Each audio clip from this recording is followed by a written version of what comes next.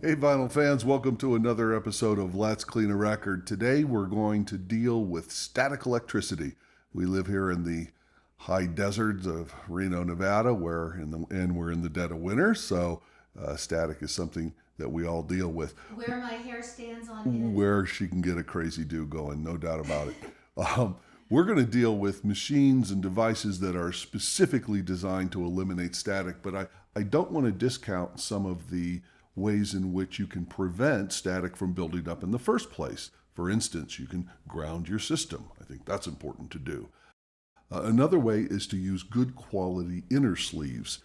The better quality ones will prevent static buildup in the first place. Also, there are platter mats that are really anti-static in nature. Sometimes they're cork, sometimes they're made of leather.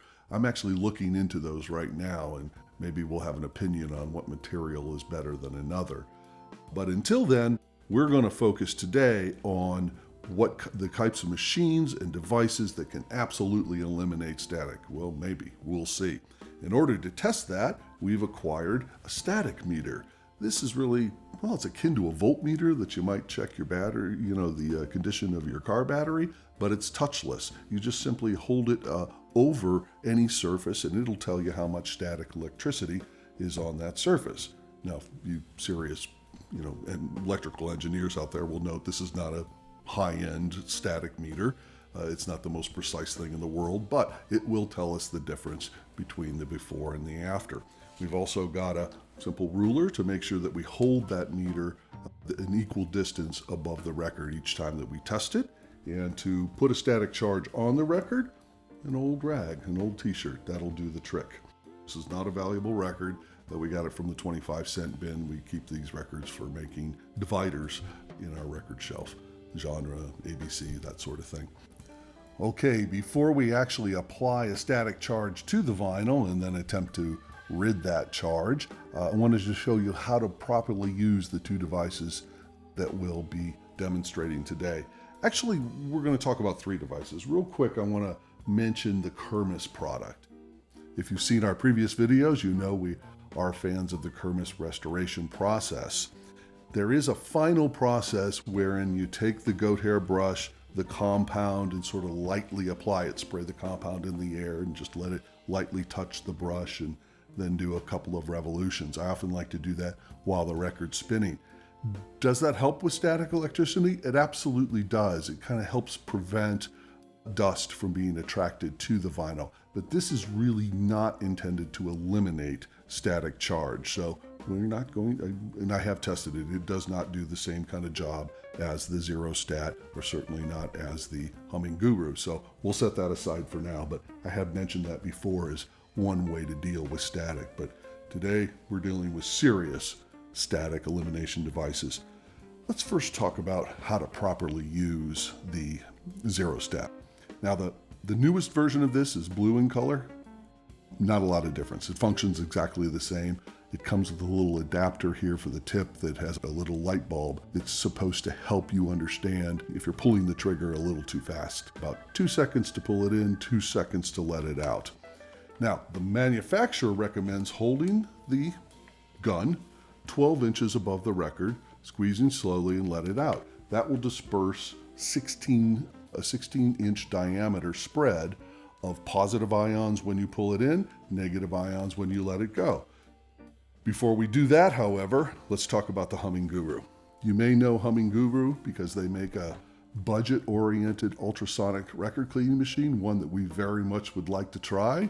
In fact, I have a note into HumminGuru to see if they might give us a loaner for a review.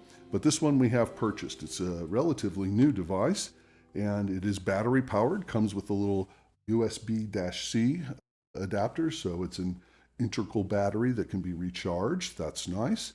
Also, when you see the machine working, you'll hear that it's bringing in air.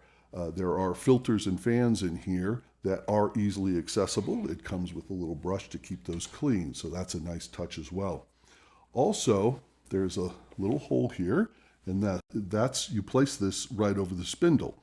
But if you have a taller spindle, like we have here, it's not going to fit flat. So it comes with little spacers. as it turns out, on our Lin deck, we don't need the spacers. But for this one, we do. In fact, we need both of them. So you place them on there like that. Boom, and there you go. That's how it's placed on the machine. Okay, fellas, we've been trying different methodologies here to get a high, consistent static charge level on the vinyl. We've now decided that the best method is wool. This is a little wool cap. And basically, what I think is best is to rub the wool over the vinyl and then flip it over. The other side, you'll hear it when we pick it up. There'll definitely be a static charge on there. So let's go ahead and give that a go.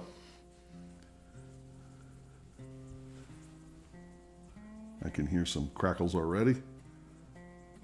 And don't do this to your albums. Please don't do this to anything you want to listen to. This was destined for a divider. All right. Okay. Hear that? Little crackles as we pick it up. Okay. We are at minus 5.5 at 30 millimeters. 5.6, 5.5, right around there. Okay. I found that the best method for eliminating the static is to think of a triangle on top of the vinyl and hit it at each of the three corners, and then a fourth time a bit higher up at the center of the record. So let's go ahead and try that. Real slow, take at least 2 seconds to pull it in, and similarly 2 seconds to let it out. Now here, and here, and then lastly in the middle.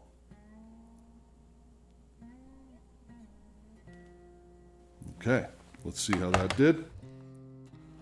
We were at about 30 millimeters, and well, look at that, much better, down to positive 0.2.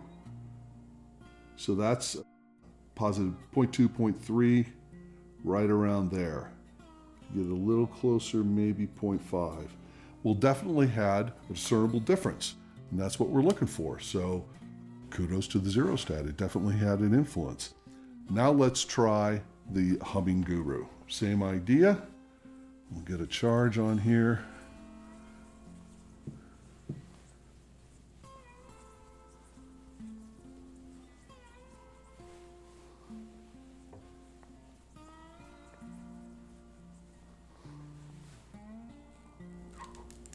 I can hear the crackles as I pick it up, so there's definitely a charge.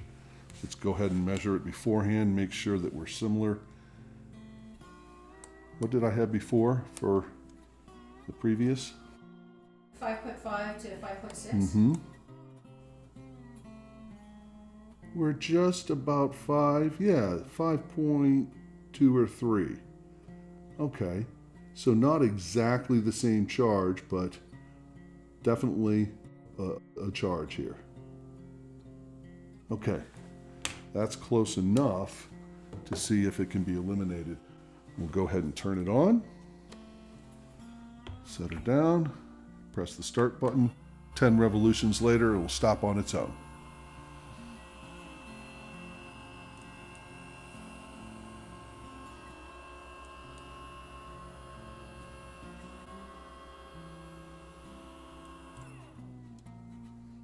Just mesmerizing, isn't it? All right, let's give it a go. Turn that off. Let's see how she did.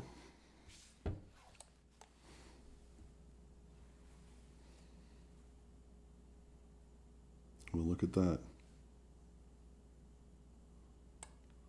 Let's try again. 0.1. That's a significant difference. Comparable to the ZeroStat, huh? It's a little better. Yeah, and in all the times we've tried this, and we've tried it quite a few, we find that the ZeroStat does an effective job, but the truth is the Orbit is a little more effective. The few times that we've gotten to a right to 0.0, which frankly is probably a factor of the lack of accuracy on this, but it definitely produces a superior result. Whether that's worth it to you or not, that's up to you. These go for, I think, about $120 now, and the Orbit is $250, so a little over twice the price. The Orbit's kind of fun, though, I think. And it's easy. Put it on there, press the button, walk away, and pick it up when you're done. So there's our take on how to eliminate static off of your vinyl records. Hope you enjoyed that, and we'll see you at the next record.